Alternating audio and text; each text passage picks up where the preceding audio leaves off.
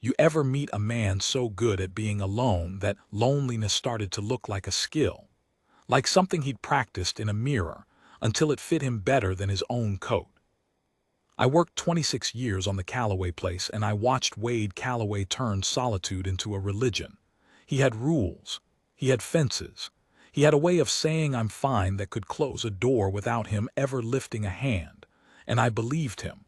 God help me, for a long time I believed him because it was easier than the truth.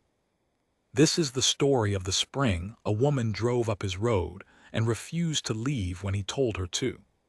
It's the story of how a man can spend years building a wall, brick by stubborn brick, and never once notice he's walled himself inside with the very thing he's running from. I'm going to tell it the way I saw it. Some of it I shouldn't have seen at all. Stay with me. The hard part comes later and you'll want to be here for it. The morning it started, the thermometer outside the bunkhouse read 39 degrees, and I had it written down before I'd even had coffee because that's the kind of man I am. I keep a log. Weather mostly. Births and deaths in the herd.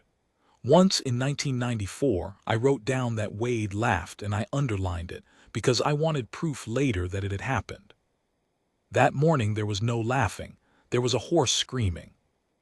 I came around the side of the barn at a run, which at my age is more of a fast suggestion, and I found Wade in the round pen with the bay mare he'd bought off the Peterson auction, the one nobody else would bid on because she put a man in the hospital up near Cody. She was up on her hind legs, front hooves cutting the air, eyes white all the way around, and Wade was just standing there, not backing off, not waving his arms. Standing in the middle of all that fury like a fence post that had decided to have opinions. "Get out of there," I hollered. He didn't look at me. "She's not going to do anything." The mare came down and bolted, kicked the rail not 2 feet from his hip, and Wade didn't so much as flinch. That was the thing about him. He'd stopped flinching years ago. Somewhere along the line he decided that the worst thing that could happen to him had already happened. So what was a mare's hoof to a man who'd buried his whole life in a churchyard? I want to tell you about Wade before the rest of it, so you understand what we were working with. He was 51 that spring, though he carried himself older, the way men do when grief gets into the joints. Wide through the shoulders, going gray at the temples, with a face that the sun had been working on since he was a boy. He moved slow and deliberate, like every motion cost him something and he meant to get his money's worth. He didn't drink much. He didn't go to town if he could help it. He'd been married once to a woman named Sarah, and Sarah had died of a thing in her blood that nobody caught until it was too late to catch. And that was 11 years gone, and in those 11 years I never once heard him say her name out loud. He said it other ways. He kept her garden going, the iris bed by the south porch, weeded it himself every Sunday like a man going to church. He never moved her coat off the hook by the door, and he locked the front gate every single night, which we'd never done in all the years before, because he said it kept the cattle from wandering, and we both knew that wasn't it. It kept the world out. That was the whole point of it. A man can put a lock on a gate and tell himself it's about cattle, but I've watched enough men grieve to know a fortress when I see one. So that's Wade. A good man, an honest man, a man who'd give you the shirt off his back and then apologize that it wasn't warmer. And a man who had decided with the full force of his considerable stubbornness that he was done. Done with company, done with hopping, done, especially, with anything that might one day be taken away from him again. Which is exactly the kind of man the universe loves to interrupt.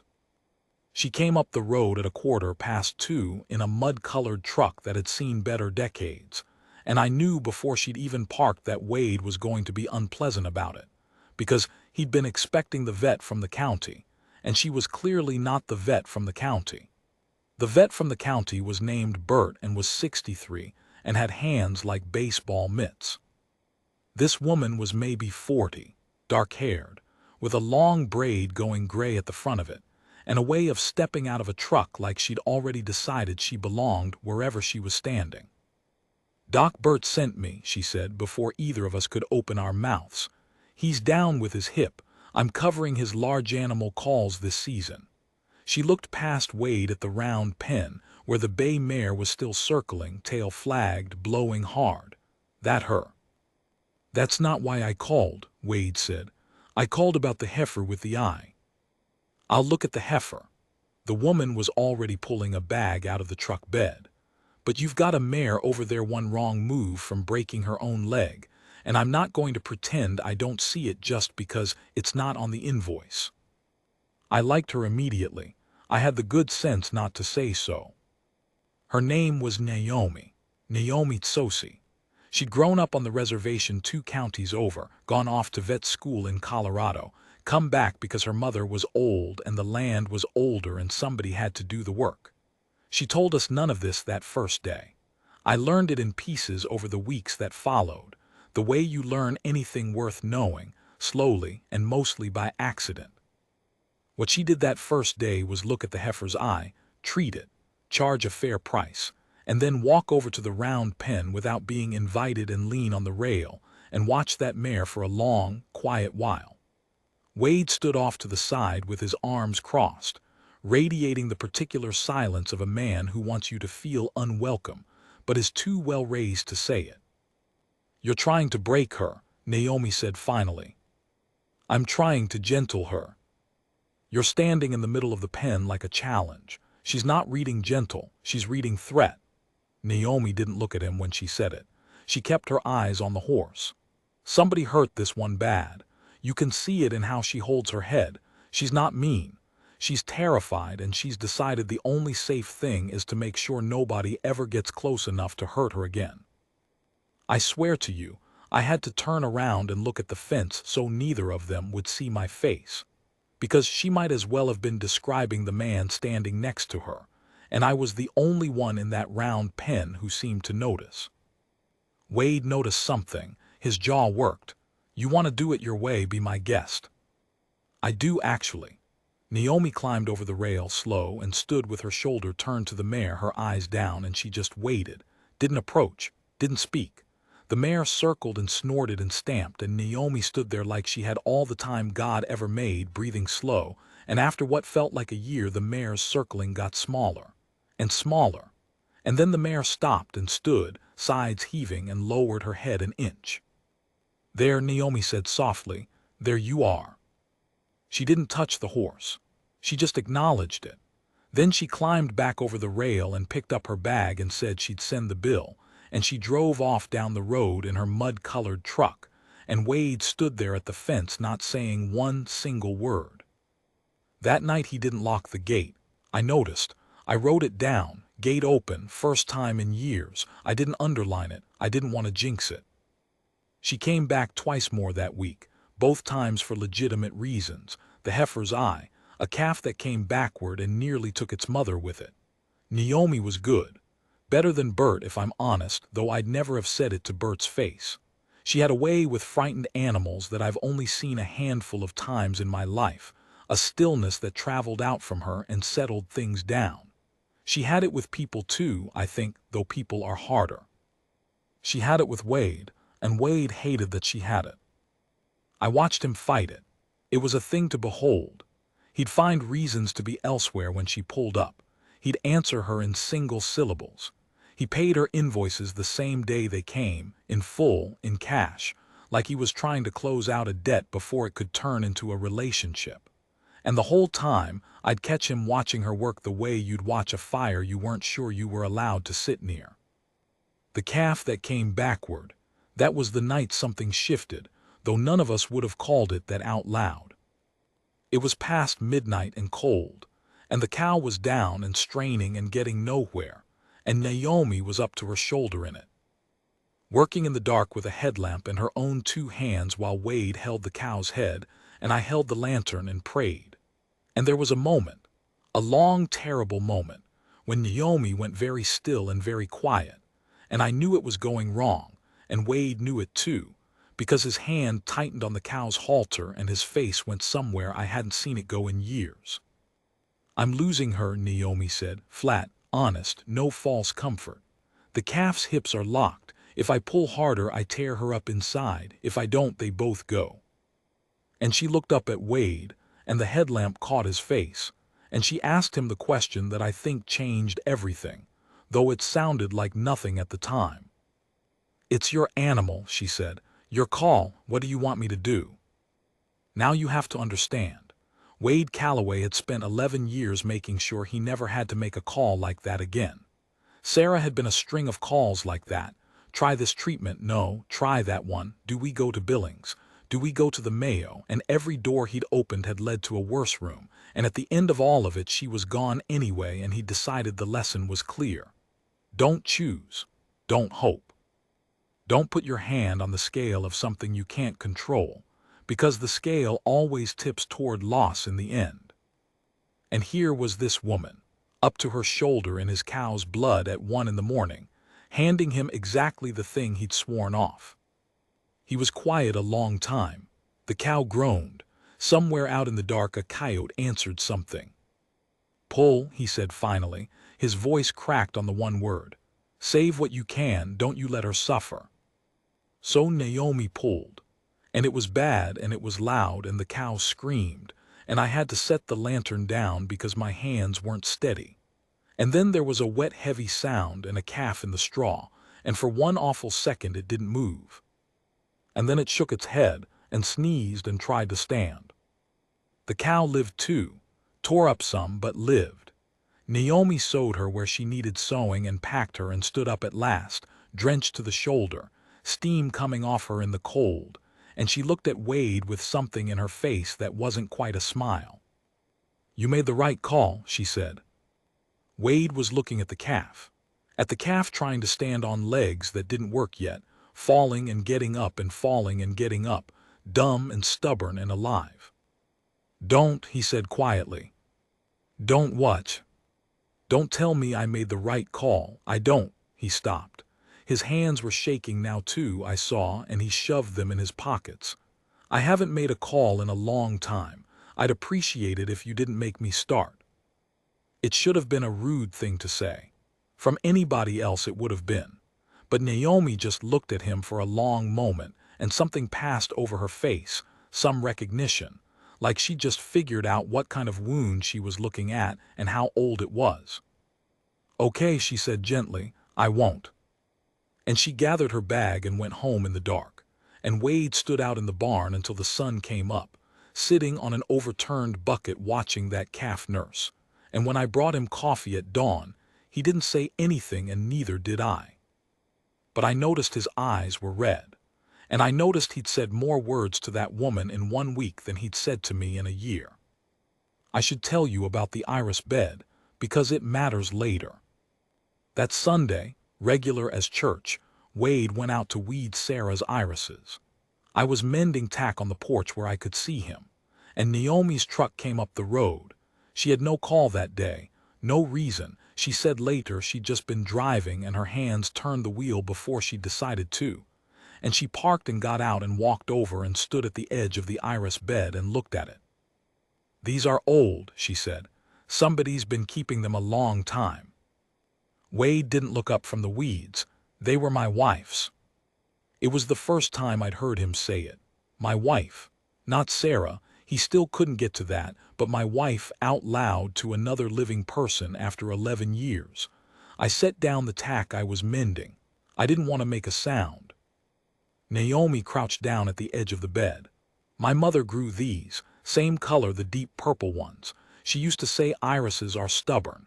You can neglect them, dig them up, forget them in a sack in the shed all winter, and the next spring they come up anyway, mad as hell, blooming out of pure spite." She touched one of the leaves, gentle. She liked that about them, said it reminded her of the people she loved. Wade was very still. "She passed 2 years ago," Naomi said. "My mother, that's why I came back, to take care of her and then to take care of the place she left." She stood up, dusted off her knees. "I'm not telling you that to make you feel sorry for me. I'm telling you because you've got a look I recognize. Like you locked something up so it couldn't get out, and now you can't remember where you put the key, and you've half convinced yourself you're better off without it." She started back toward her truck. "I had that look too. For about a year, then I got tired of it." Wade finally looked up. "How'd you stop?" She paused at the truck door, And here's the thing about Naomi, the thing I came to understand about her: she didn't give him comfort. She gave him the truth, which is harder and worth more. I didn't exactly, she said. It doesn't go away. You just decide one day that you'd rather be in pain and alive than safe and already buried. And then you decide it again the next day, and the next. She got in the truck. It's not a feeling, Wade, it's a chore. You do it every morning like feeding stock. And then she drove off, and Wade knelt there in his dead wife's iris bed with a fistful of weeds, and he didn't move for a long, long time. That night, I'll have you know, he came in and sat at the kitchen table and he said to me, "Eli." Just my name. First time he'd used it in months. "Yeah, Wade." He turned his coffee cup around and around. "You think a man can be too old to be a fool?" I thought about it. I'm a careful man, and it was a careful question. "I think," I said finally, "a man's never too old to stop being one." He nodded slow, like I'd confirmed something he'd been dreading, and he went up to bed. The gate stayed open. I checked. I always checked those days. Now here's where I have to slow down, because what comes next is the part Wade would never want told. And I'm only telling it because I think it matters, because I think somewhere out there is another man with another locked gate, and he needs to hear that the lock can come off. About 3 weeks in, Naomi came to dinner. It wasn't a date. Neither of them would have survived the word.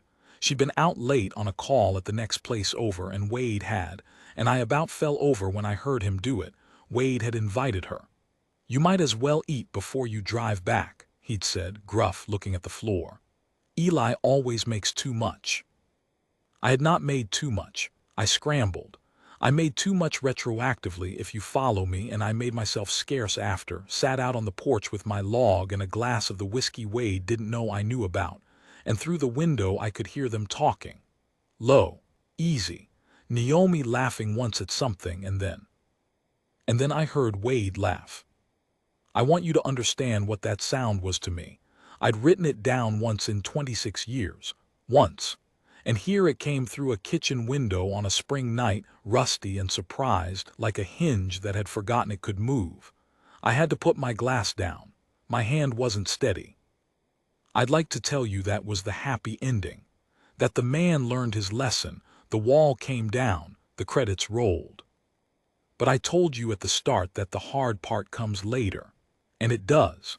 Because the universe that loves to interrupt a lonely man is the same universe that taught him to lock the gate in the first place, and it was not done with Wade Calloway.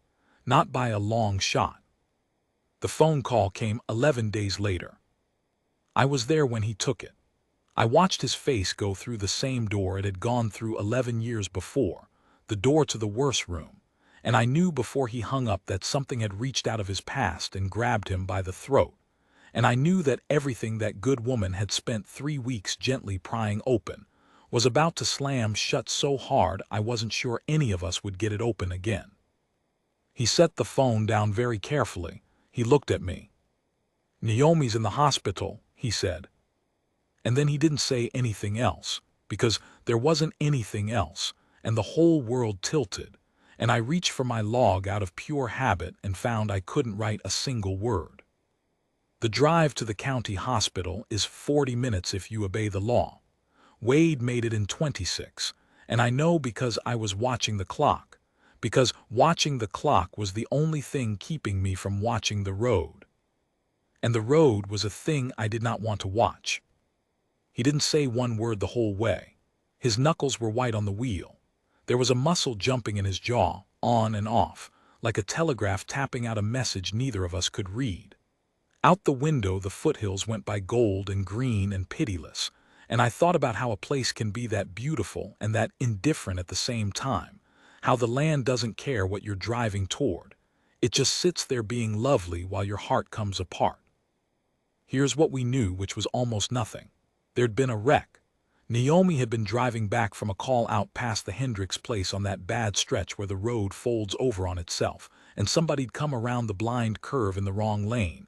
A kid, it turned out 18 years old, texting, and Naomi had put her truck in the ditch to avoid a head-on, and the truck had rolled. That's all the nurse on the phone would say. She's stable but serious. She's asking for family. There's no family in the chart. No family in the chart. Her mother 2 years gone. Her father gone before that. No husband, no children. A sister somewhere down in Phoenix she hadn't spoken to in years. The woman who'd driven up Wade's road and decided she belonged wherever she stood had nobody in the world to come stand beside her. And the hospital had called the only number. She dialed enough times to make it onto her recent calls. And that number belonged to a stubborn old widower who'd spent 11 years making sure he'd never have to walk into a hospital room again. He walked into it anyway. I want that on the record. Whatever else I tell you about Wade Calloway, remember that. When the worst room opened up in front of him, the room he'd built his whole fortress to avoid, he walked straight into it without breaking stride. She looked small in the bed. That's the thing about hospitals. They make everybody small. Naomi, who'd climbed into a round pen with a killer mare and stood there like the mountain itself, looked small and gray under those lights, with a tube taped to the back of her hand and a brace around her neck and a bruise spreading purple-black across the whole left side of her face.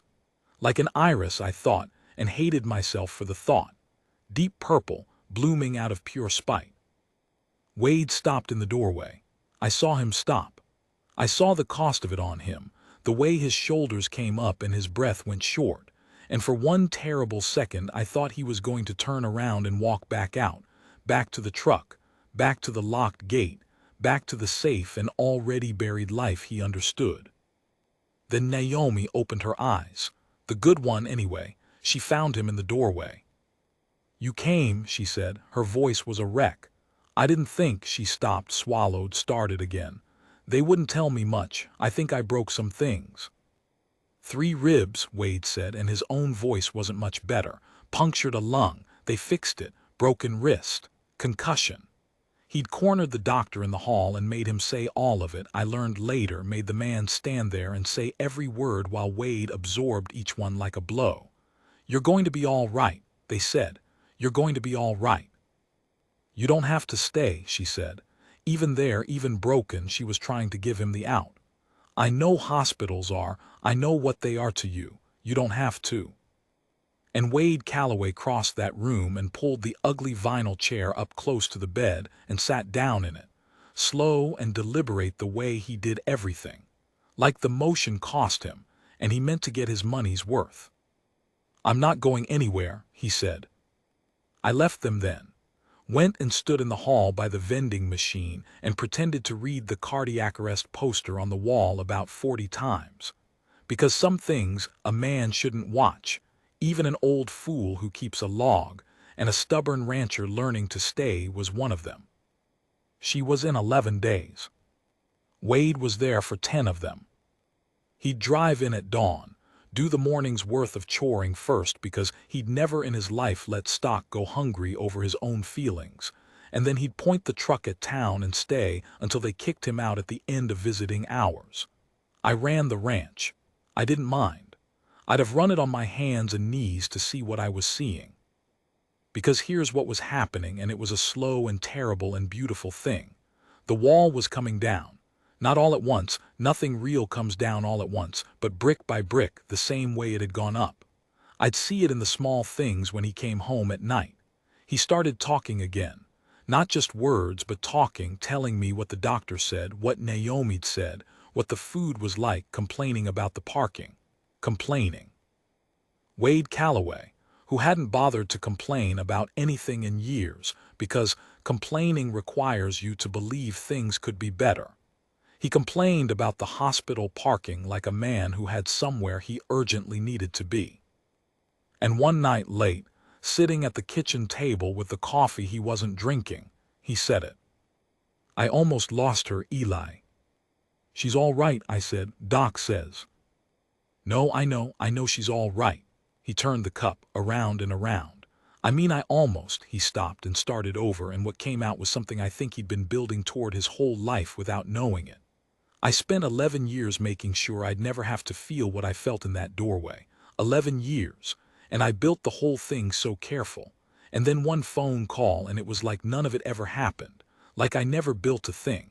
I was right back in it. Right back in that hallway in Billings watching them work on Sarah. His hand was shaking. I thought I was safe. I thought if I just didn't let anybody in, I couldn't. He laughed, but there was no humor in it, just a kind of exhausted wonder. Turns out the wall don't keep the world out. It just keeps you from knowing what you've got before it's gone. I didn't say anything. There wasn't anything to say. Some truths you don't improve by talking over them. I don't know what to do with her, he said finally quiet. I don't know if I'm too old or too broke or too far gone, but I know I can't go back to before. I tried, the whole drive in that first day. I tried to climb back behind the wall, and I couldn't find it. She took it down without me even noticing, and now I'm standing out here in the open and I don't know how to live like this. Maybe, I said carefully, you ask her. He looked at me like I'd suggested he fly to the moon. Ask her what? How to live like this. Seems to me she's been doing it a while. Seems to me she'd know. He thought about that for a long time. Then he nodded slow and went up to bed, and I sat there alone in the kitchen feeling like I'd watched something turn that doesn't turn often in a man's life, and feeling lucky, and feeling old, and missing my own wife who's been gone 19 years now, and who would have loved every minute of this if she'd lived to see it. They let Naomi out on the 11th day, and there was nowhere for her to go. That was the problem nobody'd said out loud.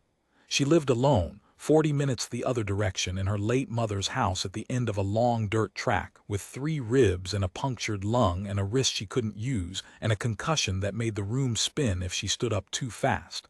She couldn't drive. She couldn't lift. She couldn't so much as carry in firewood, and the nights were still cold. And she had nobody, no family in the chart. The doctor said she needed somebody to look after her for a few weeks. Said it right there in the room with Wade standing in the corner. And Naomi, proud as the day she was born, said she'd hire somebody. She'd figure it out. She didn't need. You'll come to the ranch, Wade said. The room went quiet. I've got the spare room, he said, to the wall, to the floor, to anywhere but her face. Eli cooks. Somebody's there all day. You can't be on your own out at your place, and we both know it.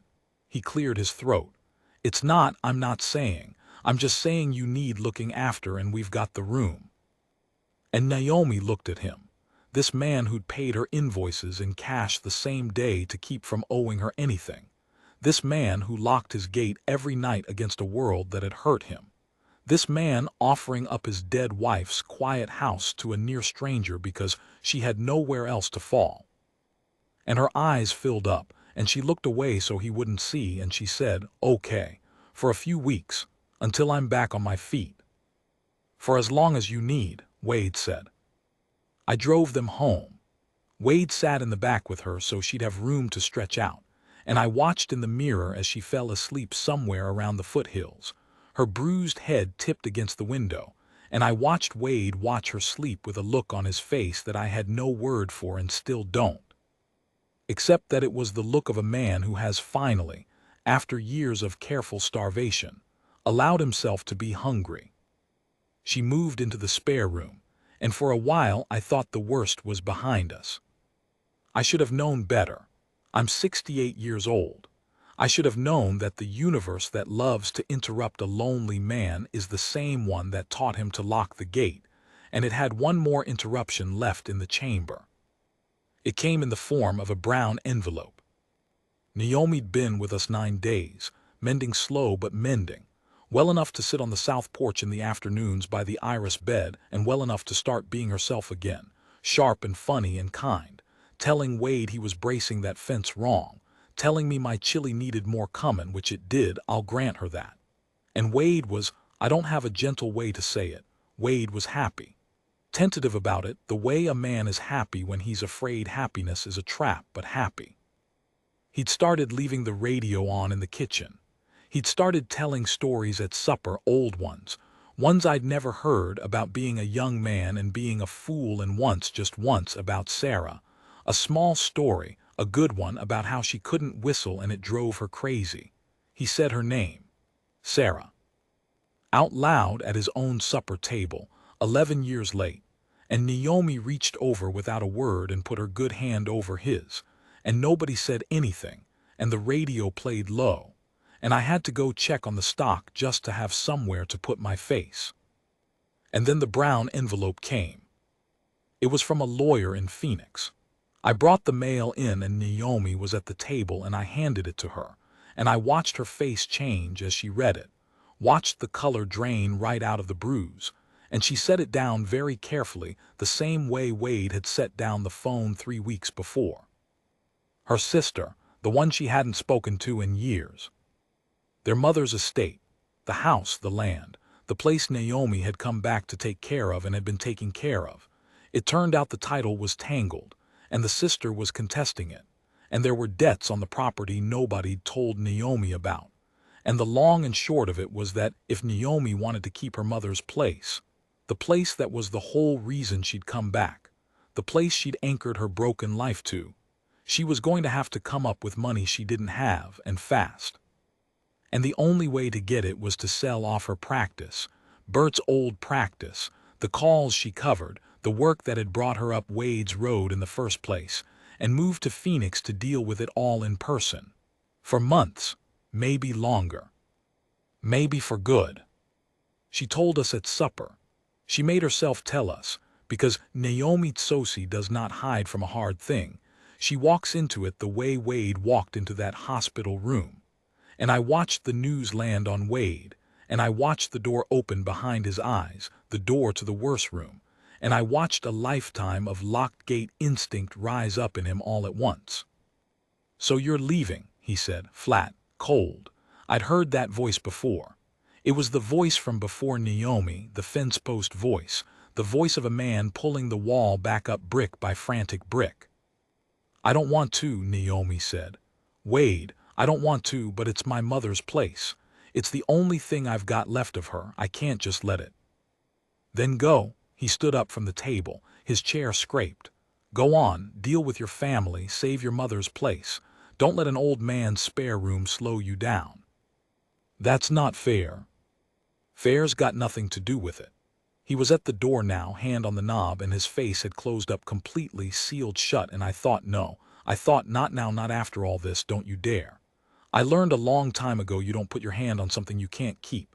I forgot it for a few weeks, that's on me, but I remember it now. He opened the door, the cold came in. "You go to Phoenix, you do what you have to do. I'll have Eli drive you to your place to get your things." And he walked out into the dark, and the screen door banged. And Naomi sat there at the table with her good hand pressed over her mouth. And I sat there too.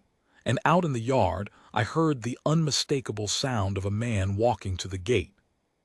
To lock it. I got up. I'm slow, but I got up, and I went out onto the porch, and there he was at the end of the drive in the last of the light, his hand on the chain, and I called out to him the only thing I could think of, the thing his own dead wife might have called if she'd been there to call it. "Wade," he didn't turn. "You lock that gate tonight, you're not keeping her out, you know that. You're keeping yourself in. You'll be right back where you were. 11 more years. 20. Until they bury you next to Sarah, and the both of you'll have spent your whole lives being careful and got nothing for it but 2 graves and a tidy fence." He stood there, the chain in his hand, his shoulders down. "She's not asking you to keep her," I said, softer now. "She's asking you to let her go and come back. That's the whole thing, Wade. That's the only thing love ever asks. You let it go and you trust it to come back, and sometimes it doesn't, and that's the price, and there's no version where you get the love without the price. You knew that with Sarah. You paid it. You're paying it still." I came down off the porch toward him. "Don't make that woman pay it alone in there at the table thinking she did this to you. She didn't lock you up 11 years ago. The world did, and you a little. Don't you put it on her." He stood at the gate a long, long time. And then slow as everything he ever did, deliberate, like the motion cost him his whole life, and he meant to get his money's worth. He let the chain drop. It hit the post with a sound I'll hear when I die. A small, dull, iron sound. The sound of a fortress deciding after 11 years that it was tired of being a fortress. He didn't go back inside. Not yet. He stood out there in the dark a while longer, and I left him to it, because a man's got to have a minute with a thing that big. But the gate stayed open. And inside I told Naomi he'll be back in. Give him a minute. He's never been good at this. He's out of practice by about a decade. She wiped her face. She almost laughed. What do I do? Same thing you did with that mare, I said. Same thing you've been doing this whole time. You don't chase him. You just stand there real still and let him know it's safe to come close. She looked at me, sharp even now, even broken, even crying. You've been watching all of it, haven't you? Writing it down in that little book. Every word, I said. It's the best thing I ever got to watch. He came back in 20 minutes later. Sat back down at the table like he'd never left, except everything was different, because he reached across and took her hand again, the same hand, and he said, "Tell me about your mother's place. Tell me what we're dealing with." We. I heard it, she heard it. I think even Sarah, wherever she is, heard it. But I'm getting ahead of myself, and the hardest part is still coming, because saying we at a kitchen table is one thing, and what Wade Calloway did 3 days later to keep that we alive is another thing entirely. And it's the thing that this whole story was always walking toward, and it cost him more than he had to give. He 3 days I mentioned at the end of all that. I should tell you what happened in them, because it's the hinge the whole thing swings on, and I almost missed it myself. Wade got quiet again. Not the old quiet, the fence-post quiet, the locked gate quiet. A different kind. A working kind. The quiet of a man doing arithmetic he doesn't like the answer to. He'd be at the kitchen table at 4 in the morning with a pad of paper and a pencil and the brown envelope from the Phoenix lawyer spread out in front of him, and a coffee gone cold at his elbow, and he'd be writing numbers and crossing them out and writing them again. I'd come down before dawn to start the chores and find him there, and he'd cover the pad with his arm like a schoolboy hiding his test, and I knew better than to ask. I figured it out the second morning, when he made a phone call I wasn't supposed to hear. He was on the porch early before Naomi was up, and the window was open the way windows are open in spring, and his voice carried even though he was keeping it low. He was talking to a man named Royce who buys cattle for the lots down south. And what Wade was doing, I had to sit down on the bottom stair when I understood it. What Wade was doing was selling. Not the whole herd, but a third of it. The best third. The breeding stock he'd spent 15 years building up out of nothing. The cows he could trace back 3 and 4 generations in that head of his that forgot nothing. The foundation of the only thing he'd had left to be proud of after Sarah. He was selling them at a hard discount for a quick cash sale, and he was selling the bay mare too, the killer from the Peterson auction that nobody else would bid on, the one Naomi had gentled with her stillness, because a green-broke mare with a good temper is worth real money to the right buyer, and Wade needed real money, and he needed it fast. He hung up. I came around the porch. I didn't bother pretending I hadn't heard. "You can't," I said. "I can do what I please with my own stock." "Wade, that's 15 years. That's everything you built. For what? For a debt that's not even yours. She won't take it. You know she won't take it. She's too proud. She doesn't have to take it." He wasn't looking at me. He was looking out at the foothills, gold in the early light, that beautiful, indifferent country. "I'm not giving it to her. I'm not that big a fool. She'd hand it right back and we'd both feel terrible." He turned the cold coffee in his hand. "I'm buying the debt, the note on her mother's place. I called the bank in Phoenix yesterday. I can buy the note outright. Then I'm the one she owes, not them, and I can carry it as long as it takes, and the sister can contest the title from here to doomsday, but she can't force a sale on a property that's current with its lien holder." A grim little smile. I read up on it. "Eli, you'd be amazed what a man can learn at 4 in the morning when he's got a reason to." I stood there. The whole shape of it came clear to me. "You're not just buying the note," I said slowly. "You're going with her to Phoenix to fight it." He didn't answer right away. And in the not answering I heard everything. I heard 11 years of a man who would not leave this ground, who weeded a dead woman's iris bed every Sunday like church, who kept her coat on the hook and locked the gate against a world that had taken her, who had not slept a single night off this property in over a decade because this was where Sarah was, this dirt, this porch, this view of these foothills, and to leave it even for a season felt like leaving her, like abandoning the last place on earth that still held the shape of his old life. Somebody's got to be there in person, he said finally. Lawyers, courts, the sister can't do it from here. She shouldn't do it alone. He set the coffee down. And I'm not letting her. Wade, the ranch, Sarah's. You'll run the ranch. He said it plain, like it was already decided which it was. You've run it before. You know it better than I do at this point, you stubborn old goat. That was almost affection. From Wade, that was a love letter. And Sarah, he stopped. His jaw did the telegraph thing on and off. Sarah's been gone 11 years, Eli. She's not in the iris bed. She's not on the coat hook. I've been guarding an empty house and calling it loyalty. She'd have, his voice caught, and he had to wait, and I waited with him because some sentences a man has to build twice.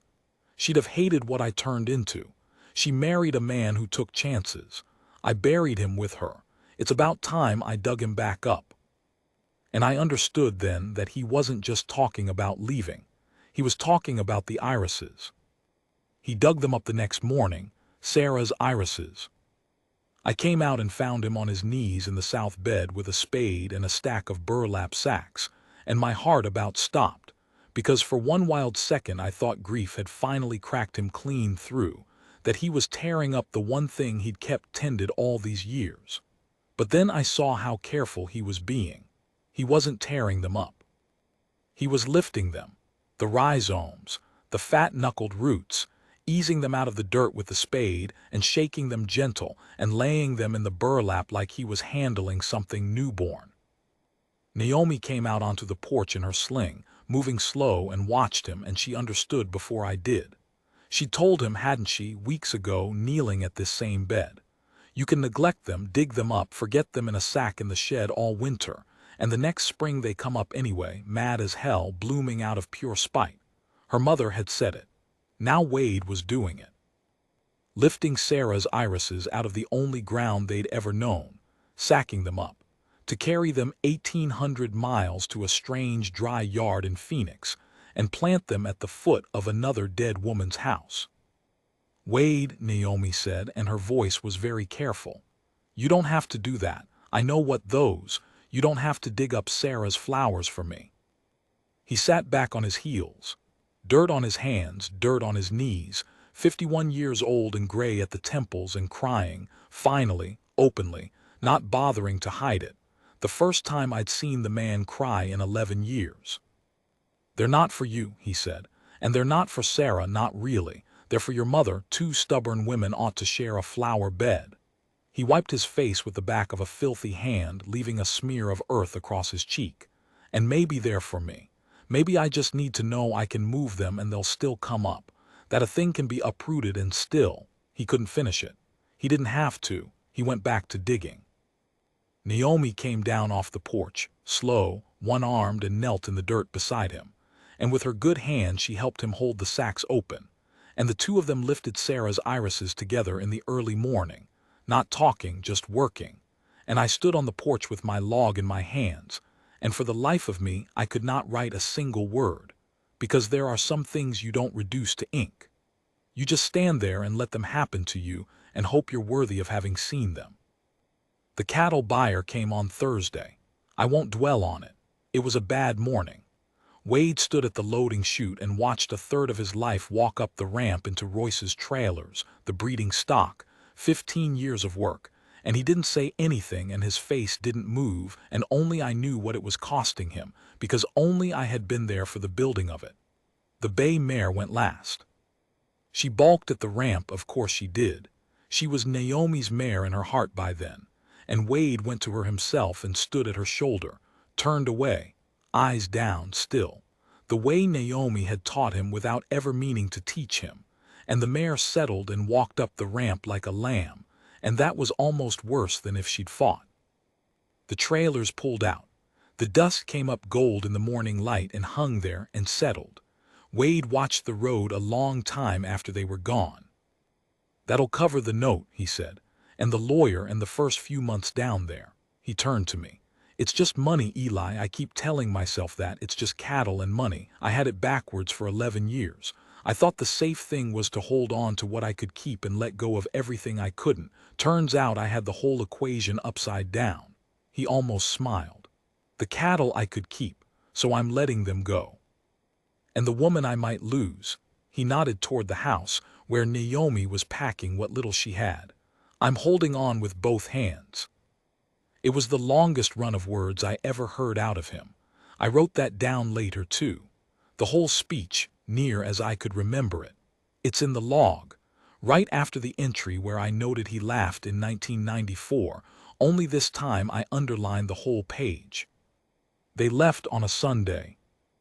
Wade had a man coming to look after Naomi's place too, and her practice was being covered, and the irises were sacked and packed in the bed of his truck under a tarp, and there was nothing left to do but go. I stood in the yard. Wade and I are not men who hug. We shook hands, and he held on a beat longer than a handshake needs, and that was the whole thing, that extra beat, that was everything we couldn't say. "You'll be all right out here?" he asked. "I've been all right out here longer than you've been alive," I said. "Go on, quit stalling." Naomi hugged me, though, good arm and all, careful of her ribs. "Thank you," she said into my shoulder low so he wouldn't hear, "for talking him down off that gate. He'd never have come back inside if you hadn't." "He'd have come back in," I said. "Might have taken him another 11 years, but he'd have come back. You just saved him the wait." She laughed, that low laugh, the one that had come through the kitchen window the night I heard him laugh back. And then she got in the truck. Wade started the engine, rolled down the window, looked at me and looked at the house and looked at the empty iris bed turned over to bare dark earth, and I watched him take it all in, the whole fortress finally seen for what it was. He didn't say anything sentimental. That wasn't in him, and I didn't want it from him. "Lock the gate at night," he said. "Keeps the cattle from wandering." And then, for the first time in all the years I'd known him, Wade Calloway grinned, a real one, crooked and surprised at itself, and added, "Or don't, suit yourself." And he drove off down the road, and the dust came up gold, and I watched the truck get small and smaller against the foothills, that beautiful, indifferent country that doesn't care what you're driving toward. And at the bend in the road, right before the trees, I saw the truck slow, just for a second, just enough, and I knew he was looking in the mirror at the place he'd guarded for 11 years. Then it was gone. I did not lock the gate that night. I'll tell you that much. I left it standing wide open to the dark and the cold and whatever the world wanted to send up that road, because I'd watched a man learn the hard way that the lock never kept anything out worth keeping, and I wasn't about to dishonor the lesson.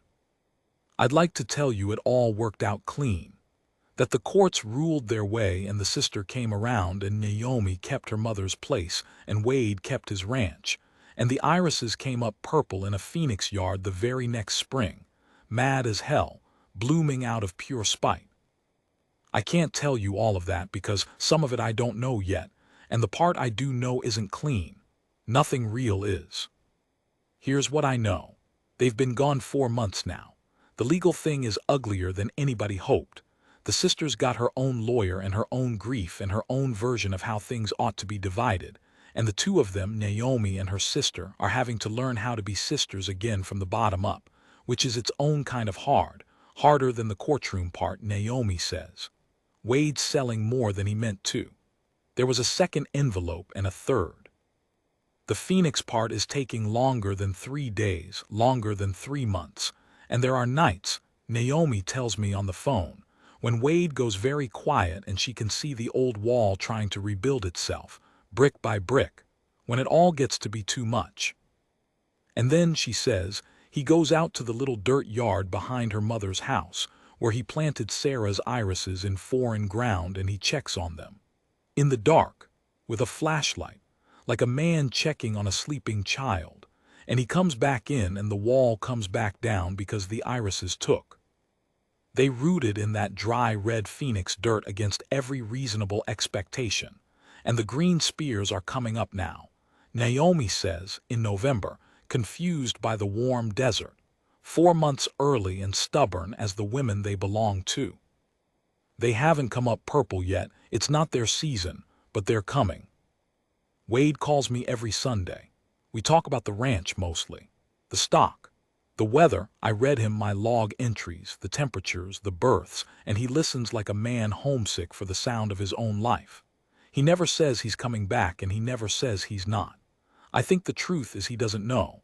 And for a man who spent 11 years making sure he always knew exactly where he stood and how to keep it that way, not knowing is the bravest thing he's ever done. Last Sunday, at the end of the call, just before he hung up, he was quiet a second and then he said, "Eli, you remember Sarah's coat, on the hook by the door?" "I remember." "You can take it down now." His voice was steady. "Give it to the church box in town. Somebody could use a good warm coat this winter." A pause. "She'd have wanted somebody warm in it. I should have done it years ago. I just couldn't get my hand to the hook." "I'll take it down," I said. "Thank you," he said, and then gruff fast, the way a man says a thing he means too much to linger on. "And Eli, don't lock that gate." I did take the coat down. It's at the church now. I expect it's keeping somebody warm. And I have not locked the gate. Not one night since he left. It stands open at the end of that long drive, open to the road, open to the foothills, open to whatever comes up it next. A truck I'd know the sound of anywhere, maybe, someday, with 2 stubborn people in it and a load of irises in the bed, come home to plant them back where they started. Or maybe not. Maybe they make a new life down there and the ranch passes to me to sell when I'm too old to work it. I don't know. He doesn't know. But the gate's open. That's the part I can promise you. Whatever's coming, the gate is open, and the iris bed is turned and waiting in the dark. And a man who spent his whole life learning to lock things is 1,800 miles away learning to leave them open instead. Checking on his flowers in the desert dark, with a flashlight, 4 months into the longest chance he ever took, waiting to see what color comes up.